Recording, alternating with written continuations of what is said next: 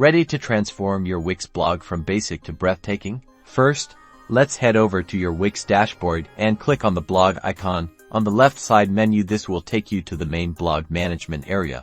Now, look for the settings option and give it a click. This opens up a range of customization settings. Scroll down until you see the post page section here.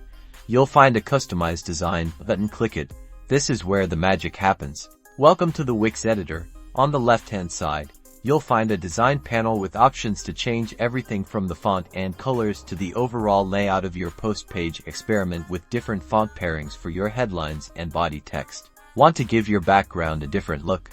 Click on the background and explore the color palette.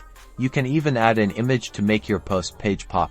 You can also reposition elements like the post title, author name, and those handy social sharing buttons. Just drag and drop them to where you want them. Don't forget to explore adding a custom header or footer to your post page for additional branding or navigation. Once you're happy with your customized post page, hit that publish button in the top right corner. Congratulations! Your Wix blog post page is now uniquely yours.